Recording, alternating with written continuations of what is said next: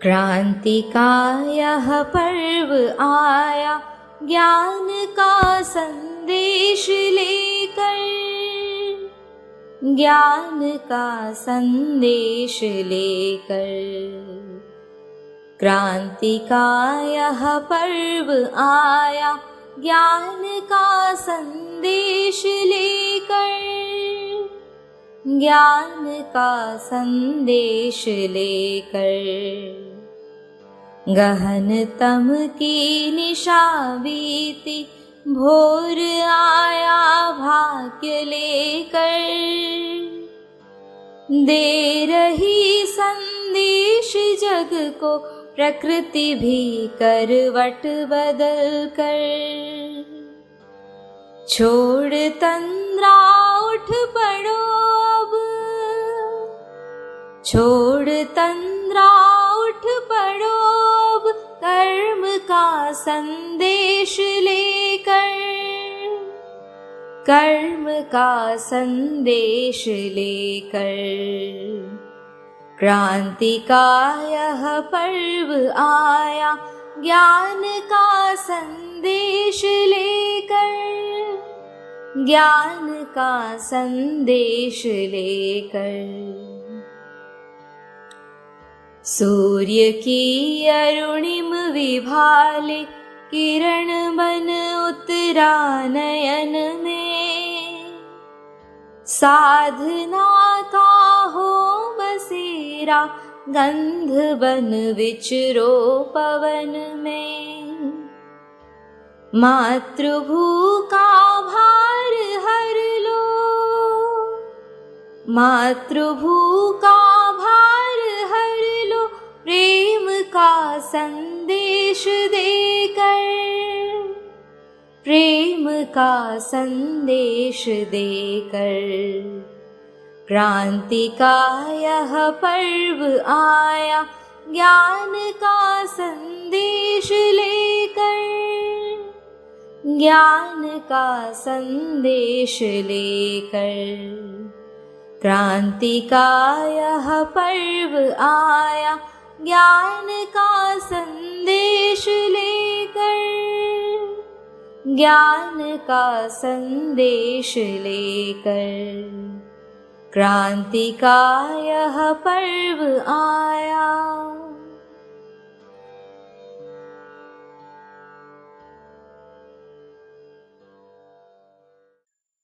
ओम शांति। माँ के गर्भ में 2 बच्चे थे और वो दोनों बच्चे आपस में बात करने लगे। पहला बच्चा दूसरे बच्चे से पूछता है, क्या इस गर्भ से बाहर निकलने के बाद में भी कोई जीवन है? Life after delivery. दूसरा कहता है, ऐसा कोई जीवन नहीं होता, यही अंतिम है, इसके बाद कुछ भी नहीं है।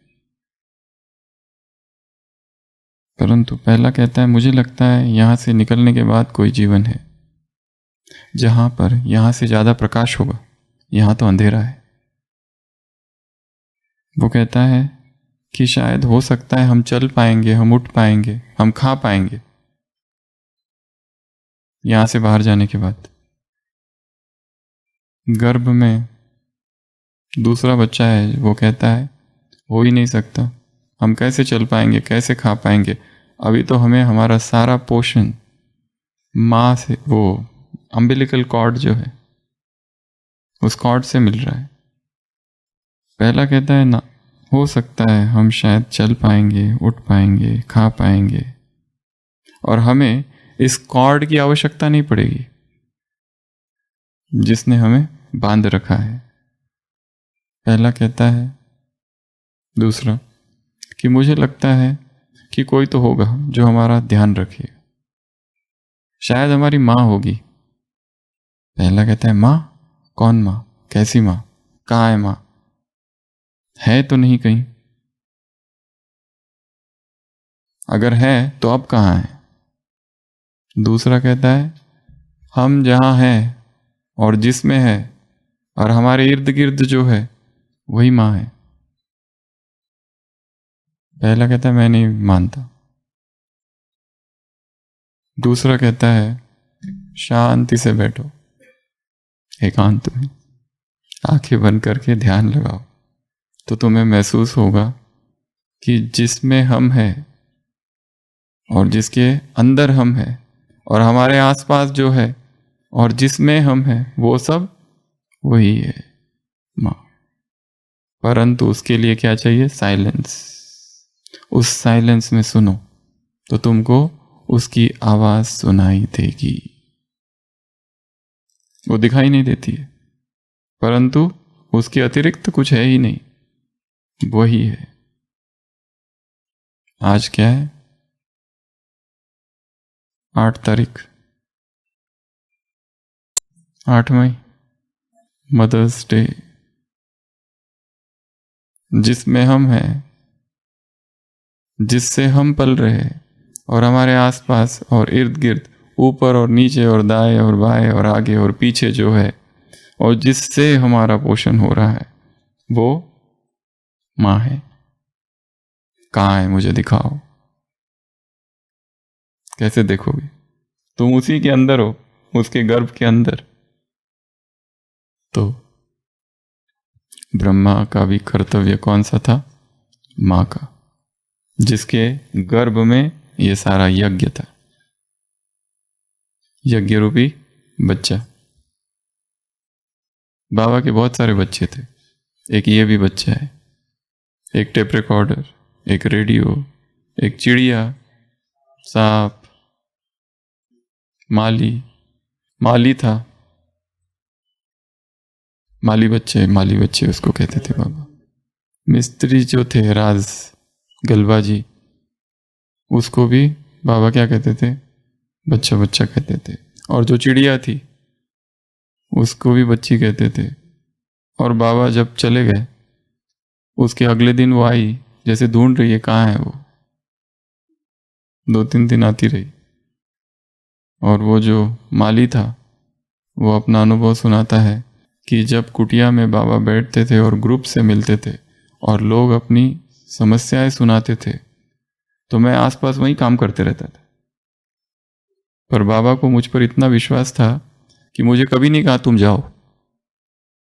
मैं सारी बातें सुनता भी था, प्राइवेट बातें चलती थी कुटिया में, पर्सनल प्रॉब्लम्स, तो मुझे कभी कहा ही नहीं। बाबा कहते थे अपने घर का बच्चा है। तो वो माली, वो मिस्त्री गलबाजी, वो चिड़िया, ये सब बच्चे थे।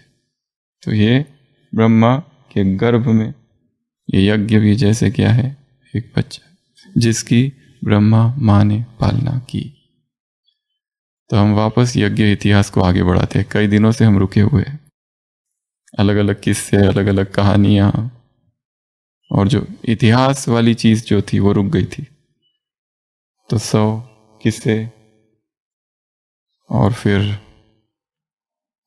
ब्रह्मा का महाप्रयाण और वो आए हुए 13 मैसेजेस 13 दिन के और 21 जनवरी की मुरली, ये सब हमने देखा। अभी हम आगे बढ़ते हैं। तो 1969 जनवरी से लेकर तो 1980 तक हमने इस यज्ञ को अलग अलग भागों में विभाजित किया है। पहला बताया था फाउंडेशन 36 से लेकर तो 50 तक, 51 से 59 तक ट्रांजिशन फेज, 60 से 69 तक कंसोलिडेशन फेज जहां मजबूत हुआ गया यज्ञ, और उसके बाद में 1970 से लेके तो 2007 तक एक्सपांशन ईयर, विस्तार हुआ। जो कल भी सुनाया था, जब ब्रह्मा बाबा ने शरीर छोड़ा तो भारत में 125 सेंटर थे और जब दादी प्रकाश मणि ने शरीर छोड़ा तब 120 देशों में सेंटर्स थे। अगले 7 दिन हम इन 11 साल के बीच में रहेंगे। इन 11 साल के बीच में 69 से लेकर तो 80, इस बीच में कम से कम 7 से 8 घटनाएं हुई है, बड़ी बड़ी घटनाएं। तो एक एक करके इन घटनाओं की हम चर्चा करेंगे टाइमलाइन के साथ। टाइमलाइन बहुत जरूरी है, कब कब क्या क्या हुआ। कुछ कुछ बातें इधर उधर होगी पर उसको फिर कवर करने की कोशिश करेंगे। तो अगले 7 दिन हम कहाँ रुकेंगे? 69 से लेके तो 1980 तक। 69 18 जनवरी, उसके पहले ही वर्ल्ड रिन्यूअल ट्रस्ट फॉर्म हो चुका था। बाबा ने रमेश भाई को बुलाया था और एक ट्रस्ट बना था। दीदी, दादी, आनंद किशोर दादा और रमेश भाई, ये 4 लोग थे उसमें, और मैनेजिंग ट्रस्टी थे रमेश भाई। तो ये एक ट्रस्ट तो बन चुका था, क्योंकि ट्रस्ट चाहिए था कुछ, अगर ज़मीन लेनी है या और कुछ करना है।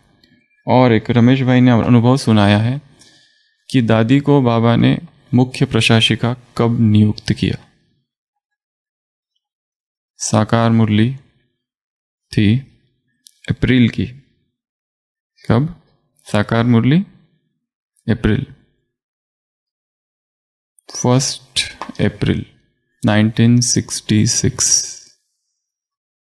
1 अप्रैल 1966 मुरली का लास्ट पेज, जिसमें बाबा ने एक पत्र लिखा कि और बताया कि मम्मा चली गई है 65 में, now who will be the administrative head.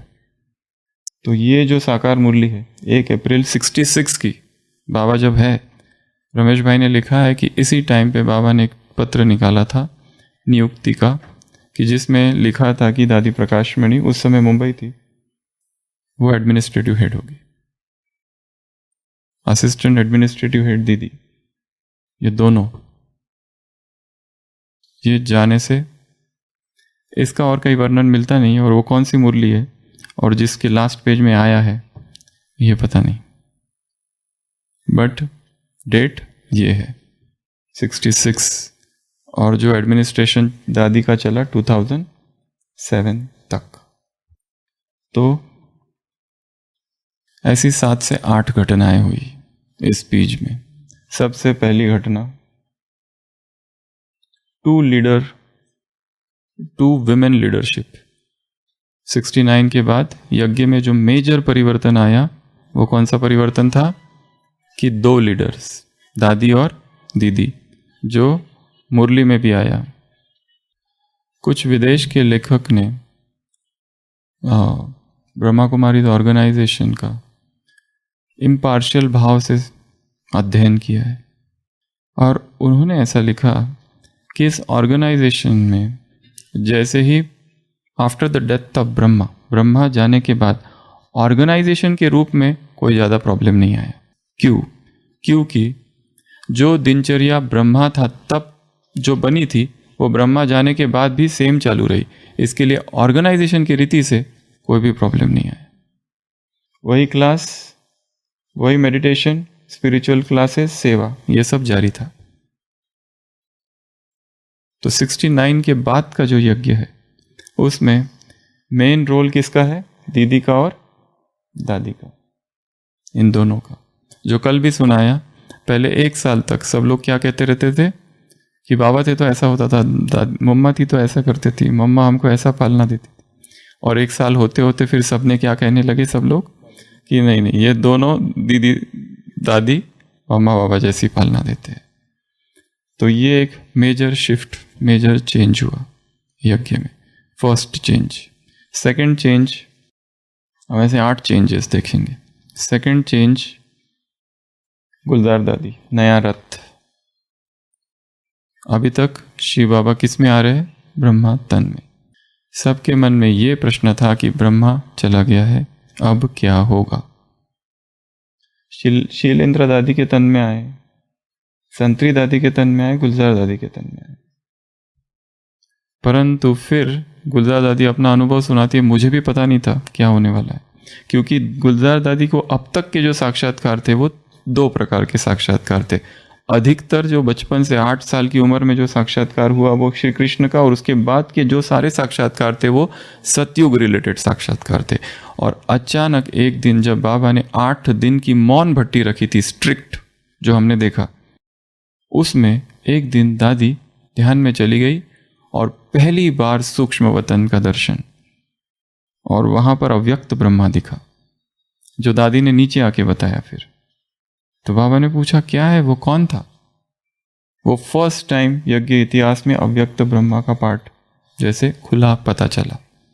ये सेकंड और थर्ड ये पार्ट था कि अचानक शिव बाबा की प्रवेशता हुई और दादी एक नया माध्यम, साकार माध्यम, दादी रहती थी दिल्ली, परंतु जैसे ही सुप्रीम पर्सनालिटी उनके शरीर में प्रवेश करती थी 8 घंटा 10 घंटा सब कुछ बदल जाता था, आवाज़ चेंज, सब कुछ चेंज। तो मेजर जो शिफ्ट हुआ वो एक नया रथ, गुलजार दादी। तीसरा बाप दादा, ये तीसरा चेंज था 69 के बाद। अब तक कौन आता था? शिव बाबा आते थे ब्रह्मा में, परंतु अभी ब्रह्मा अव्यक्त हुए, पर इसको लोगों ने 3 रीति से लिया, 3 ग्रुप बने। पहले वो जिन्होंने कहा कि हमें ब्रह्मा से कनेक्शन नहीं, हमको डायरेक्ट भगवान चाहिए और सीधा भगवान को हम मानते हैं, ये ऑलमाइटी जो परमात्मा है वो किसी के भी तन में आए, हमें उससे कुछ लेना देना नहीं, हमारा लेना देना किससे है? परमात्मा से। ग्रुप नंबर 2, उनका कहना था कि ब्रह्मा जो है एक्सेप्टेड बट केवल मीडियम, उससे ज़्यादा नहीं, एक चैनल है बस, इससे ऊपर कुछ नहीं, उसके अंदर वो आता है, वो एक चैनल है, वो एक मीडियम है।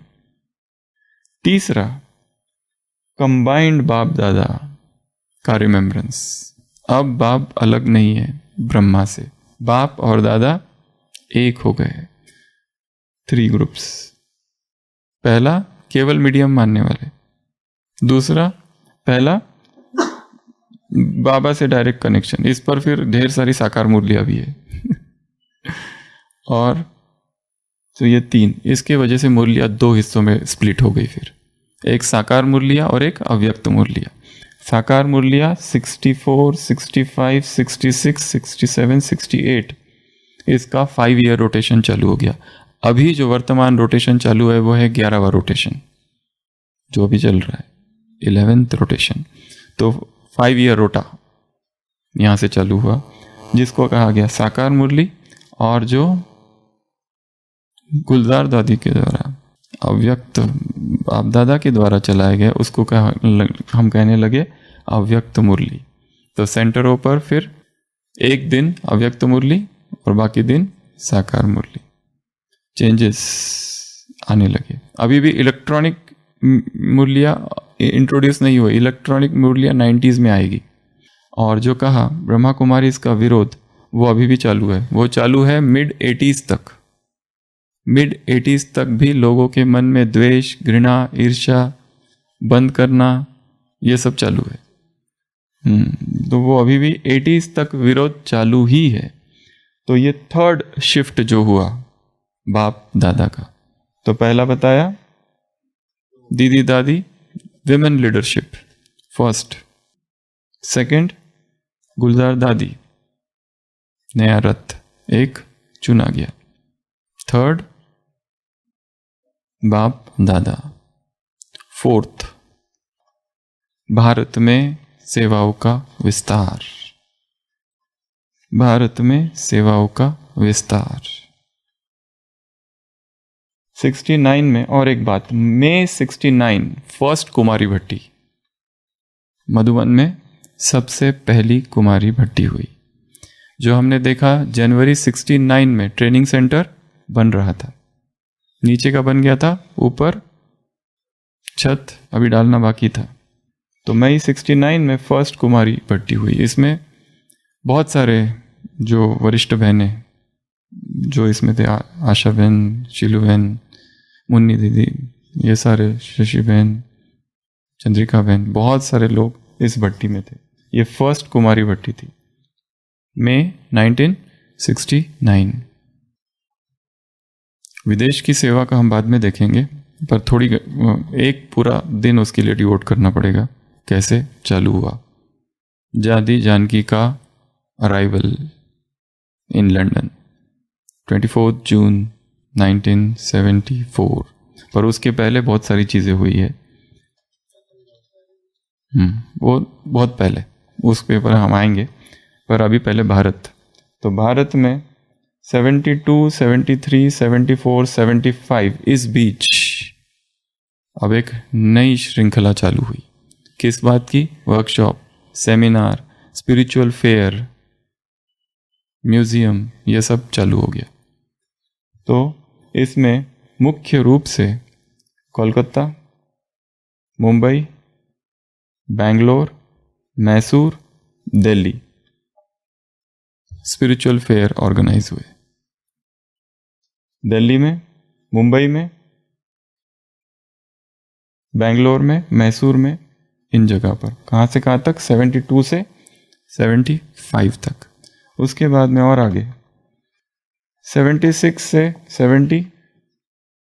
80 तक कॉन्फ्रेंसेस हुई, जिसके अलग अलग टॉपिक थे। डिवाइनाइजिंग द मैन, इवोल्यूशन, अलग अलग इंग्लिश टॉपिक्स जिस पर कॉन्फ्रेंसेस हुई, वर्ल्ड कॉन्फ्रेंसेस हुई ऑल ओवर इंडिया। ये केवल हम इंडिया की बात कर रहे हैं। और ये जो कॉन्फ्रेंसेस थी, अब तक जो सेवा हो रही थी 69 से पहले, उसका लक्ष्य और उसका स्कोप थोड़ा छोटा था। अब जो कॉन्फ्रेंसेस हो रही है और इनका जो विस्तार है वो बहुत बड़ा है। तो ये सारी सेवाएं भारत में चालू हुई। उस समय एक एक करके धीरे धीरे फैलता गया। तो भारत में सेवाओं का विस्तार चालू हुआ इसी पीरियड में, 72 से 73, 74, 76 और फिर 76 से 80 तक विस्तार चालू हुआ। और एक चीज़, ये तो हो गया भारत का, और एक चीज़ जिसके लिए हम एक स्पेशल एक दिन देंगे वो है म्यूज़ियम। यहाँ का जो म्यूज़ियम है उसका, एक तो वो म्यूज़ियम। और एक चीज़ जो हम आगे देखेंगे 1976, क्या था ये? विनाश की डेट। तो क्यों, कैसे, थोड़ा हम पहले भी देख चुके हैं जयंती बहन का एक एक्सप्लेनेशन कि ये डेट कहाँ से निकली, परंतु इससे रिलेटेड ढेर सारी मुरलियाँ भी है। वो राजूरी गार्डन की स्टोरी हमने देखी थी, फिर और विस्तार से इसको देखेंगे।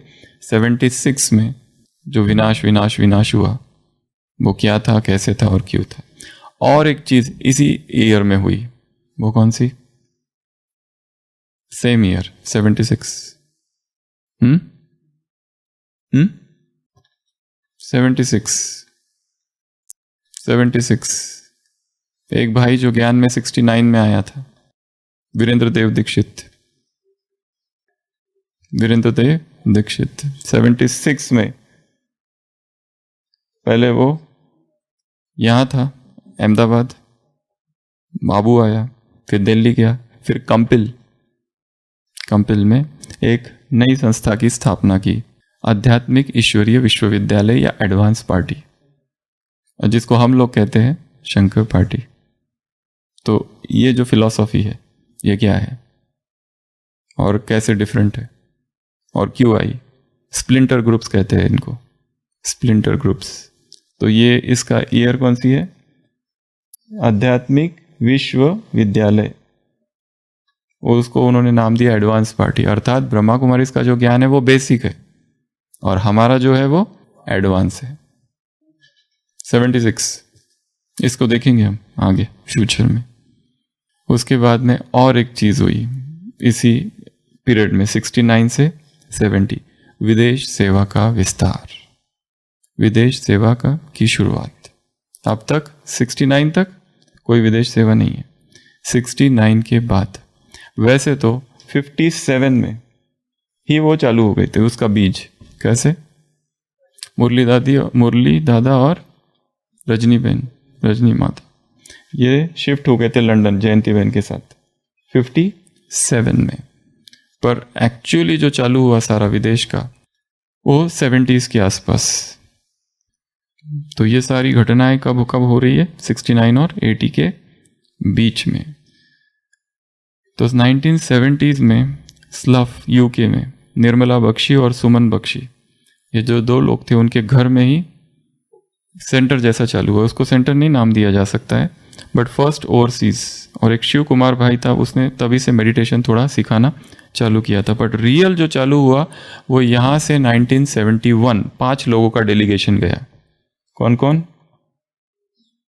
जगदीश भाई, रमेश भाई, डॉक्टर निर्मला, रोजी बहन और शीलेंद्र दादी, ये 5 लोग सबसे पहले पहुंचे लंदन। किसके घर में रुके? जयंती बहन के घर में रुके थे। तो यहाँ कुछ समय थे और यहाँ पर जो स्लफ एरिया है, ये यूके का स्लॉफ, तो वहाँ रुके और फिर वहाँ से वो लोग आगे निकल गए अमेरिका के लिए। पर पीछे किसको छोड़ दिया? डॉक्टर निर्मला को। और निर्मला दीदी वहाँ 1 साल से कम समय तक थी, फॉलोड बाय रतन मुनि दादी। ये बात चल रही है कहाँ की? 71 की। और फिर अक्टूबर 71 में टेनिसन रोड, वहाँ पे एक सेंटर खुला जहाँ निर्मला दीदी थे। और एक्चुअल जो रियल चालू हुआ वो चालू हुआ 24 अप्रैल 74, दादी जानकी अराइव्स इन लंदन। तो दादी जानकी वहाँ आई और जो पहले का ओरिजिनल रेंटेड फ्लैट था उसी के बाजू में एक दूसरा लिया गया ये। और विदेश में सबसे पहले जो ज्ञान में आए वो 2 लोग थे। फर्स्ट वेस्टर्नर बीकेस, कौन कौन? डेनिस बहन और दूसरा एक भाई जिसका नाम था जॉन कीन, उसने बाद में ज्ञान छोड़ दिया। नहीं तो विदेश में ये पहले 2 लोग हैं जो फर्स्ट वेस्टर्नर बीकेस, डेनिस बहन और जॉन कीन। जॉन कीन ने बाद में ज्ञान छोड़ दिया और फॉलोड बाय और 3 लोग मुख्य हैं वहां पर। क्योंकि अभी विश्व भर में कहीं सेवा नहीं हो रही है, सेवा की शुरुआत कहां से हो रही है? लंदन मुख्य केंद्र बन रहा है। यहां पे 3 भाई और, चार्ली, केन और बलवंत भाई। तो टेनिसन रोड पर यह हुआ। और उसके बाद में एक दूसरा 74 में ये दोनों, ये डेनिस बहन और केन। फिर जून 75 में बीके जो वहाँ का है, वहाँ का लीगल रजिस्ट्रेशन नाम हुआ वर्ल्ड रिन्यूअल स्पिरिचुअल ट्रस्ट। जो भारत में नाम था वही नाम उधर भी। और 77 में फर्स्ट मेजर इवेंट हुआ लंदन में जिसका नाम था वर्ल्ड रिन्यूअल फेस्टिवल, जिसमें दादी प्रकाशमणि पहली बार विदेश यात्रा में गई 1977। और वहाँ से फिर दादी कहाँ गई? यूएस, यूके से होते हुए यूएस। 78 में एक दूसरी जगह सेंट गैब्राइल रोड पर खरीदी गई जो कि लंदन का दूसरा मेन सेंटर बना। जो टेनिसन रोड का सेंटर था उसको रिटेन किया गया, परंतु ये मेन सेंटर बना दूसरा। 75 में ऑस्ट्रेलिया में सेवा चालू हुई। तो पहला सेंटर कहाँ खुला विश्व में? लंदन 74, दूसरा सेंटर ऑस्ट्रेलिया 75।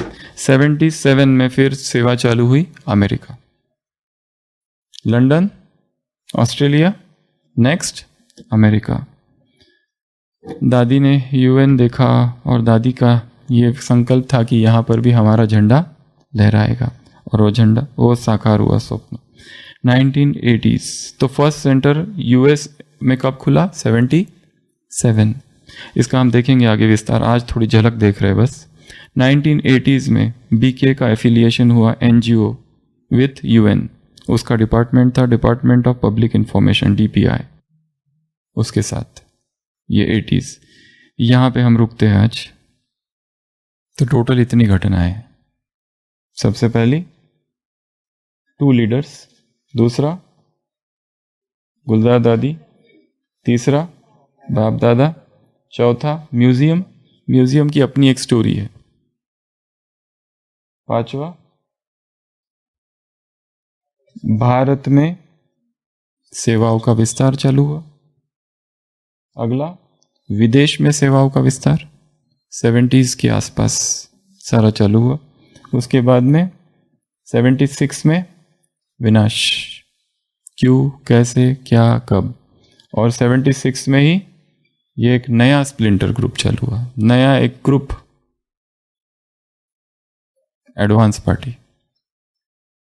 वो जो बाबा का पार्टनर था सेवक राम, जिसने 44 में शरीर छोड़ दिया, इनका कहना है कि उसका बहुत बड़ा कंट्रीब्यूशन था, क्योंकि ये उसी की आत्मा है, सेवक राम की। सेवक राम ने जो शरीर छोड़ा, मिस्टीरियस डेथ, क्यों कैसे छोड़ा किसी को पता नहीं।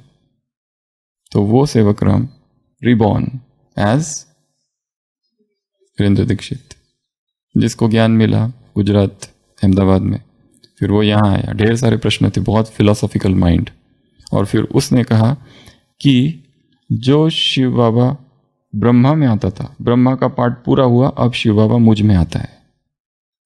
एक ही डिफरेंस है फिलॉसफी में। ये जो तुम कहते हो कि दादी गुलजार में आता है, वो नहीं है। किस में आता है? मुझ में। ब्रह्मा का पार्ट पूरा हुआ, शंकर का पार्ट चालू हुआ। वो मां थी, मैं पिता हूं। और यहां से उनके पास कौन लोग गए, उसके लिए एक बड़ा अच्छा सा शब्द है जाने वालों का, डिसएन्चेंटेड ड्रॉपआउट्स। जो यहां खुश नहीं है, असंतुष्ट है, ड्रॉप आउट है, जो समझते हमारे साथ अन्याय हुआ है, ड्रॉप आउट्स, कुछ मिला नहीं जो चाहिए था। फिर वो लोग वहां पहुंचे और देखा जो ब्रह्मा तन में, ये वो लोग पहुंचे जिन्होंने साकार की पालना वगैरह ली थी और गुलजार दादी के द्वारा बाबा को देखा था। वही सेम अनुभव, सेम बाप दादा की आवाज, सेम सब कुछ, सेम वैसा ही ज्ञान जैसे यहाँ, सेम वैसा वहां। इसीलिए कई सारे वहां पर चालू हो गए। वो पहले दिल्ली गया, फिर दिल्ली से वहां पर स्थित हो गया और फिर मुरलिया का नया इंटरप्रिटेशन। मुरलिया यही पर, बस एक ही प्रश्न है उनके लिए, मुरलिया यही पर इंटरप्रिटेशन अलग। अगर भगवान तुम्हारे तन में आता है, ठीक है, मुरलिया की तरह, वो है ही नहीं, वो है ही नहीं उनके पास, ओरिजिनलिटी कुछ नहीं। यही मुरलिया लेके उसका अपने रीति से इंटरप्रेट करना। परंतु इसके बावजूद भी इधर से बहुत सारे उधर पहुंच गए, खाली हो गए, अभी भी है, चल रहे हैं। और उनका एक ही लक्ष्य है जीवन का, सहन करना पड़ेगा, मरना पड़ेगा, मिटना पड़ेगा, पर बीके का कल्याण करके रखेंगे।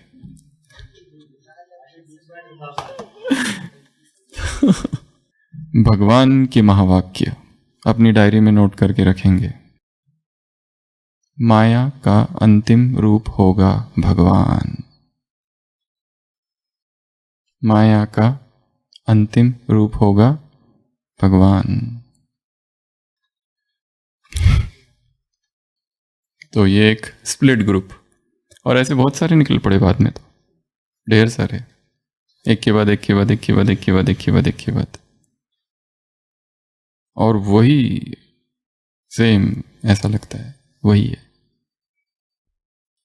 कितनी घटनाएं हो गई? 8। एक बात जो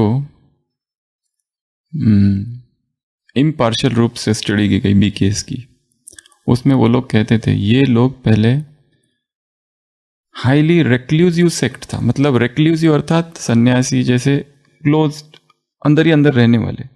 अचानक इन्होंने नया रूप कहां से धारण कर लिया? पहले विनाश की चर्चा करते थे और अभी सीधा सेवा की चर्चा करने लगे। एग्रेसिवली प्रोजिलिटाइजिंग मूवमेंट बन गया वो। प्रोजिलिटाइज अर्थात धर्मांतरण करना या धर्म परिवर्तन करना, ये क्रिश्चियन शब्द है प्रोजिलिटाइज। उसमें जो क्रिश्चियन लोग आते थे ना, मिशनरीज, तो ये लोगों का कहना है, कुछ लोगों का, ब्रह्मा कुमारीज, जो साक्षी होकर इसको स्टडी करते हैं बिना कोई वो बीकेज नहीं है, इस तरह से स्टडी करते हैं। वो कहते हैं ये मूवमेंट पहले हाईली रेक्लूसिव, रेक्लूसिव अर्थात सन्यासी, मतलब क्लोज रहते, ज़्यादा हाई प्रोफाइल नहीं रखते। अचानक ये लोग क्या बन गए फिर?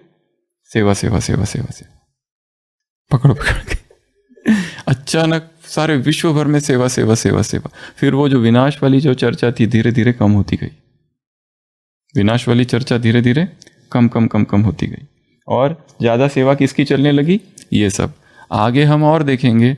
जो विश्व के जो टॉपिक है वो उसमें आने लगे। फिर world peace, world fair festival, million minutes of peace, वो हम कल आगे देखेंगे। तो वो सारी चीज़ें इसमें चालू हो गई। पहले ये सब चीज़ें नहीं, पहले ये तो बात किसकी करते थे? आत्मा परमात्मा, आत्मा परमात्मा। बीकेएस को क्या कहा जाता है गाँव में? जैसे चार्ट वो प्रदर्शनी का सेट लेके प्रवेश करते हैं, ये आ गए आत्मा परमात्मा वाले, ये आ गए ओम ओम ओम शांति वाले हाँ, ये विनाश वाले आ गए तो गाँव में ऐसे बात करते। और एक चीज जो कोई घर घर में गीता पाठशालाएं चालू हुई, एक जो चेंज जो यहाँ हुआ वो कौन सा हुआ, जो सेंटर से जो बहुत दूर थे भाई बहने, उन्होंने फिर क्या कर दिया, अपने ही घर में गीता पाठशालाएं चालू कर दी। और दादी का एडमिनिस्ट्रेशन है यहाँ पर, और दादी को हर दिन नई प्रेरणा है, ये करो वो करो ऐसा करो वैसा करो, ये हो जाना चाहिए, दादी को ये प्रेरणा आ गई। दादी बाबा के कमरे में गई मतलब अब कुछ तो होने वाला है। रोज एक नई प्रेरणा, और उस नई प्रेरणाओं ने, ये एक्सपांशन पीरियड है 69 से बहुत बहुत बहुत बहुत एक्सपांशन यहाँ से चालू हो गया। और जो पहले मम्मा बाबा यहाँ पर पहले उनकी पालना, अभी किसकी हो गई, दीदी दादी की पालना, एडमिनिस्ट्रेशन। तो ये एक बात। उसके बाद में कुछ सिस्टम्स जो पहले से थी उसको और थोड़ा रिफाइंड हो गया, जैसे भोग, जैसे मुरली। पहले मुरली 15-15 पेजेस की थी, फिर ये जो आया एडिटेड, मीठे बच्चे, फिर प्रश्न, फिर उत्तर, फिर एक गीत, फिर मुरली, फिर धारणा के लिए सार, और फिर वरदान, और फिर स्लोगन। ये रूप उसका हुआ यही पीरियड में, प्रॉपर फॉर्मेट। दूसरी एक चीज, हाँ पहले बीच में वो हमेशा नहीं आता था, वो कुछ समय फरमान आने लगा, पर वो इतने भयंकर थे सारे फरमान कि 1 महीने के अंदर बंद करने पड़े। वो बंद करने पड़े। और विदेश में कुछ भी सेवा नहीं थी, परंतु विदेश का वो समय था कि जहाँ पर भारत के लोग विदेश जाना चालू हो गए थे। शुरुआत हुई थी विवेकानंद 1893, फर्स्ट योगानंद 1902, 1920, महेश योगी।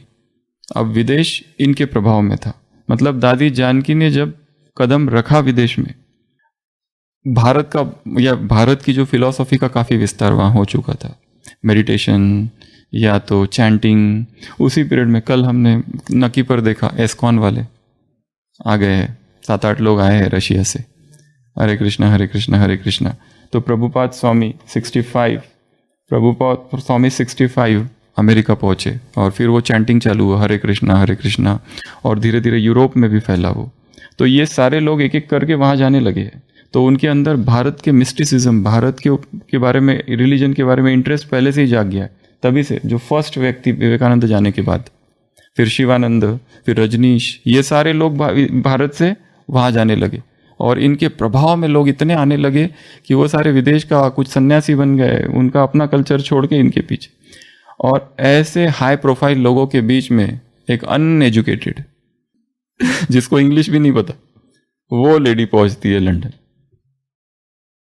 जबकि इतने हाई फाई लोग, ये सारे, ये सब प्रोलिफिक स्पीकर्स है, ये उनकी भाषा में एकदम पावर है, लोगों को अपनी तरफ खींच लिया ये लोगों ने, कितने फॉलोअर्स बन गए। जब बीटल्स जो था उसने जब TM मूवमेंट ज्वाइन कर लिया, ट्रांसडेंटल मूवमेंट, ये मेडिटेशन महेश योगी का, वो उसके पूरा अमेरिका उसके फॉलोअर बन गया। बीच में हिप्पी मूवमेंट आया, एक मूवमेंट आते गए ये सारे। तो इनके प्रभाव में विदेश था, पर वहां पर दादी जानकी की प्रवेशता हुई। दादी जानकी की प्रवेशता अर्थात भगवान अपना संदेश लेकर वहां पहुंचा, और वो सेवा कितनी स्लो होती गई, पर कहाँ पहुंच गई, अमेरिका से, लंदन से ऑस्ट्रेलिया 75, ऑस्ट्रेलिया से अमेरिका 77, और फिर धीरे धीरे अफ्रीका, और धीरे धीरे विस्तार होने लगा। कुछ बातें आज हमने देखी है, कल ये आज का पूरा ओवरव्यू था, कल एक एक की डिटेल में जाएंगे, ठीक है। इतिहास की सीरीज चालू है। और एक बात, अभी हमारे भट्टी के 21 दिन बाकी है बस आज से। पकड़ के रोको, भाग जाएगा। तो अभी आज का मिला के केवल लास्ट 21 डेज बाकी है, लास्ट 21 डेज। तो जिन्होंने अभी तक कुछ भी नहीं किया वो कम से कम लास्ट 21 डेज 21 दिन आज से मिला के कुक्ड को छोड़कर कम से कम रॉ पर आ जाएंगे। जिन्होंने रॉ किया है वो SFV पर आ जाएंगे। SFV में 4 बातें हैं। क्लियर लिक्विड्स, पानी और नारियल पानी। दूसरा juices, vegetable juice, fruit juice. तीसरा स्मूदीज और चौथा सूप। वो एटलीस्ट इन 21 दिन के लिए अगर फरिश्ता स्थिति का अनुभव करना है और देह के भान से परे निकल जाना है और अपनी नींद को जीत लेना है, कितने भी बजे सो, चाहे 10 बजे 11 बजे, अपने आप 2-2:30 बजे आँख खुल जाती है। क्योंकि शरीर में जितना ज़्यादा भोजन उतनी नींद, भोजन कम नींद कम। फरिश्ता स्थिति अर्थात लाइट की स्थिति, और without losing weight, without losing weight. क्योंकि ये व्यक्ति करने जाता है वेट लॉस हो जाता है, क्योंकि वो फोकस फूड पर रहता है। यहाँ फोकस फूड पर नहीं, अध्यात्म पर रखना है। मेरी पालना डिवाइन लाइट से हो रही है, मेरे एक एक सेल को न्यूट्रिशन मिल रहा है परमात्मा शक्तियों से। निरंतर इन्हीं संकल्पों में रहना है कि मेरा शरीर, कल की ही मुरली में एक वाक्य था, कौन सा? कल की साकार मुरली, बहुत पावरफुल वाक्य था। कल की साकार मुरली, इसी के बारे में एक वाक्य था। नहीं, वो नहीं, अशुद्ध भोजन। कल की मुरली में एक पॉइंट था, आत्मा के आधार पर ही शरीर खड़ा है। आत्मा के आधार पर शरीर, आत्मा के अतिरिक्त इस शरीर को चलाने के लिए किसी चीज की आवश्यकता नहीं। फिर क्यों हो जाता है ऐसा कि जैसे ही भोजन से दूर करो कमजोरी आ जाती है, वजन कम हो जाता है, डिहाइड्रेशन होता है, स्टार्वेशन होता है, डेथ हो जाती है? क्योंकि एडिक्शन हो गया है भोजन का। धीरे धीरे एकदम शॉक हो जाएगा अगर अचानक चेंज करोगे तो। इसलिए ये प्रक्रिया थी बहुत धीरे धीरे चेंज करने की। अब लास्ट 21 दिन बाकी है। जिन्होंने कुछ भी नहीं किया या किया 2 दिन और छोड़ दिया और हुआ ही नहीं, at least in last 21 days, last 21 days smoothies, soups, cooked भी चलेगा, ये भी कहा था हमने। केवल डेयरी को आउट, और जो डेयरी रखते हैं चलो डेयरी भी अलाउ किया था। पर अभी लास्ट उन लोगों के लिए जिन्होंने सिंसियरली अब तक सब किया है, उनके लिए जिन्होंने चबाया ही नहीं है पिछले कितने दिनों से, कितने दिन हो गए, 97 दिनों से, उनके लिए जिन्होंने सिंसियरली ये चारों चीजों को फॉलो किया है, केवल लिक्विड लिए है या सेमिस या जूसेस लिया है या स्मूदीज लिया है और सूप लिए, उनके लिए लास्ट 21 डेज स्मूदीज और सूप आउट, केवल क्लियर लिक्विड्स, केवल जूस। जिन्होंने किया है केवल उनके लिए, जिन्होंने नहीं किया वो इस स्टेप पर नहीं आएंगे, ये आगे की स्टेप है।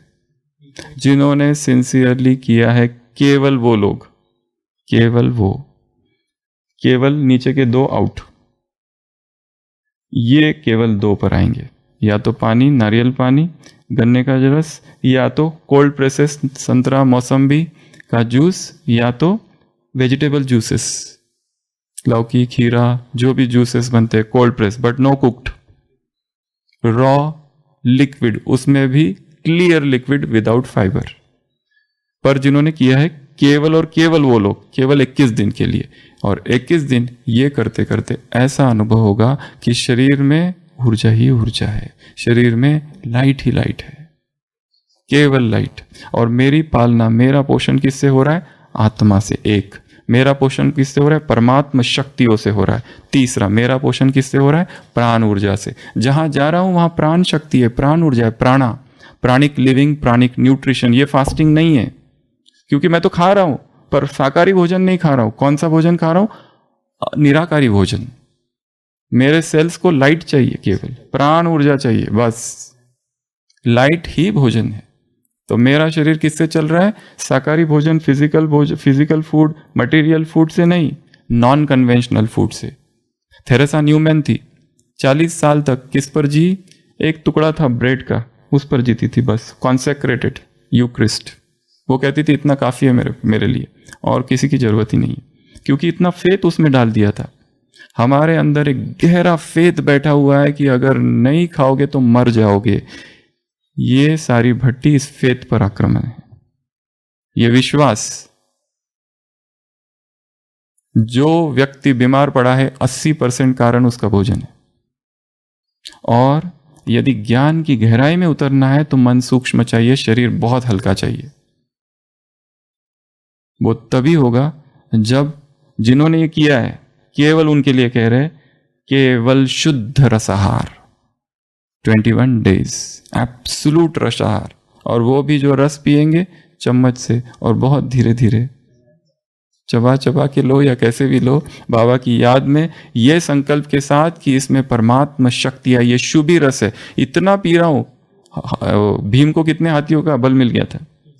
10,000 हाथियों का बल इसमें मुझे मिल रहा है। इतना सा ले रहा हूं, पर इससे ना मेरा वजन घटेगा, ना मेरी हेल्थ वैसी की वैसी रहेगी, और ऊर्जा बढ़ेगी। ये संकल्पों के साथ। नहीं तो डर कौन सा होता है? 2 ही डर है, कमजोरी, वजन कम।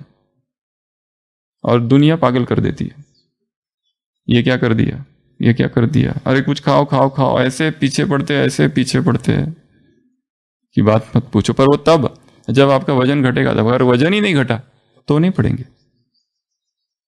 कर ये रहे, परंतु वेट एज इट इज। ये होगा संकल्पों से। कैसे? मेरी शरीर का एक एक कोशिका को पोषण मिल रहा है। मधुबन में जा रहा हूं, मधुबन की प्राण ऊर्जा मुझे, कुटिया का प्राण, हर एक जगह प्राण ऊर्जा है, सर्वव्यापक है वो प्राण ऊर्जा। उससे मेरे शरीर का पोषण हो रहा है। मुझे किसी चीज की आवश्यकता नहीं। सारे प्रोटीन, सारे विटामिन एयर और सनलाइट से मुझे प्राप्त हो रहे हैं। दिन रात मन में एक ही संकल्प। ये फास्टिंग नहीं है। फास्टिंग में तो डिनाई करना पड़ता है, खाना नहीं पड़ता है। यहां तो हम खा रहे हैं, पर कौन सा भोजन खा रहे? ज्ञान का भोजन, प्यूरिटी का भोजन। प्यूरिटी के भोजन से मेरा शरीर चल रहा है। पवित्रता के भोजन से, ज्ञान के भोजन से, शक्तियों के भोजन से मेरा शरीर चल रहा है। और शरीर में ऊर्जा बढ़ रही है। बुढ़ापा खत्म, बीमारियां खत्म, डेथ खत्म। तीनों से मैं मुक्त हूं। क्योंकि ये तीनों चीजों किससे आती है? भोजन से। डर करप्ट कर देता है सिस्टम को। जितना इस शरीर में लाइट, क्योंकि लिक्विड ही लिक्विड बह रहा है, उसको कोई डाइजेशन का काम ही नहीं। डाइजेस्ट करते, डाइजेशन मेक्स यू अनकॉन्शियस, कहीं ना कहीं बेहोशी आ जाती है। यहां योगी का जो शरीर है वो डाइजेशन का शरीर नहीं है। योगी का शरीर लाइट का शरीर है। लाइट पियो, लाइट खाओ। कल भी हमने एक ड्रिल देखी थी, बाबा किस अवस्था में भोजन कर रहे थे? लाइट माइट की अवस्था में। वो तभी होगा जब भोजन हल्का होगा। तो वो जो पोहा और ये सब जो खा रहे हैं, आज से आउट। जिन्होंने इतना दिनों से एसएफपी किया है, वो जो स्मूदीज और जो सूप गरम गरम बना बना के पी रहे हैं, कितना मजा आता है। अब मसाला डाल डाल के ऐसा लगता ही नहीं कि कुछ चेंज हुआ है, क्योंकि इसको इतनी माया, ये भी एक माया है। पर जिन्होंने कुछ भी नहीं किया वो एटलीस्ट एसएफई तो करे। और जिनको एसएफई भी नहीं करना है, वो कम से कम रॉ करो। रॉ भी नहीं करना है तो कम से कम 50% रॉ करो। चलो, सुबह जूसेस ले लो, शाम को जूसेस ले लो, दोपहर का एक फुल भोजन कर लो, कुक्ड वाला, रोटी सब्जी दाल चावल सब कुछ।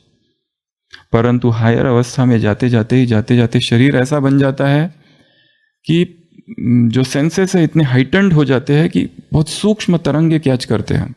क्योंकि भोजन की अपवित्रता उसमें है ही नहीं शरीर में, केवल रसाहार रस गूंज जल रहा है।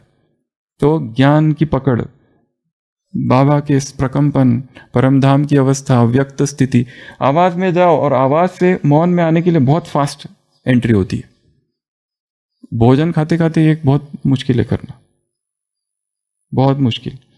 आप बहुत काम में हो, सेवा में हो, जैसे एकांत में चले गए, संसार आउट। क्योंकि शरीर में ऊर्जा ही ऊर्जा है। सबसे ज्यादा ऊर्जा काम विकार से नष्ट होती है। रसाहार में काम विकार असंभव है।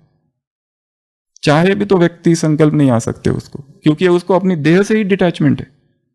किसी और को देह को देखना, एप्रिशिएट करना, हाथ लगाना, इससे परे निकल जाता है योगी। इच्छा ही नहीं होती है कुछ। तो ठीक है, लास्ट 21 डेज भट्टी के। तो हमारी भट्टी अभी 21 डेज की बाकी है, जिसमें 69 से हम 80 तक अगले एक हफ्ते तक लेने वाले हैं और फिर आगे बढ़ेंगे। बट ये मुख्य मंत्र है, ये बीज है स्वास्थ्य का। अगर हेल्दी होना है, बुढ़ा नहीं होना है, महात्मा बीमार क्यों है? क्योंकि खाते रहते दिन रात। अच्छा, सेवाओं का विस्तार। दशों दिशाओं में जाए, दल बादल से छा जाए, उमड़ घुमड़ कर हर धरती पर नंदन वन सा लहराए। ओम शांति।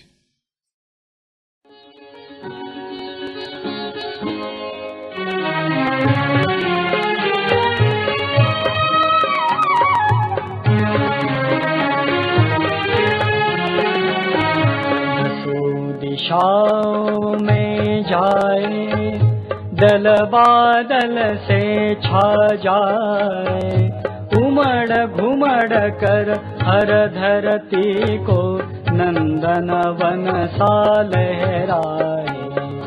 दसों दिशाओं में जाए, दल बादल से छा जाए, उमड़ घुमड़ कर हर धरती को नंदन वन सा लहराए।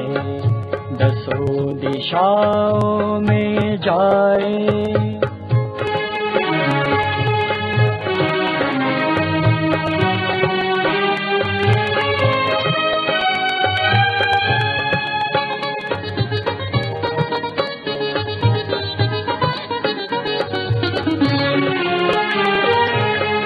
मत समझो किसी क्षेत्र को खाली रह जाने देंगे, दानवता की बेल विशैली कहीं नहीं छाने देंगे। जहाँ कहीं लू झुलसाती, जहाँ कहीं लू झुलसाती, अम्ब तरिम झिम बरसाए, नंदन वन सा लहराए। दसों दिशाओं में जाए।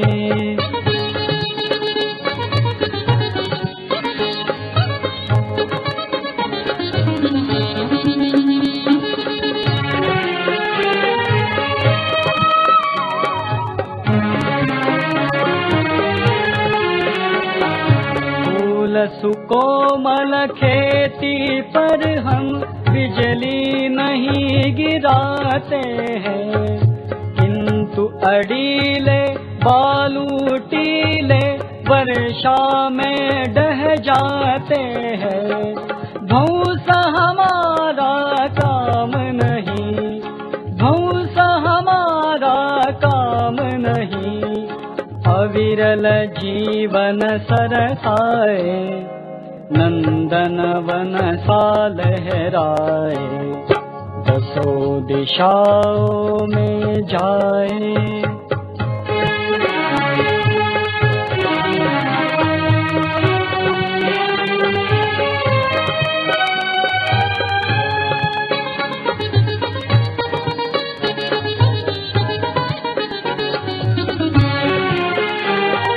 मानव जीवन की स्वतंत्रता नष्ट नहीं होने पाए, यंत्र व्यवस्था हृदयहीन में स्वत्व नहीं खोने पाए।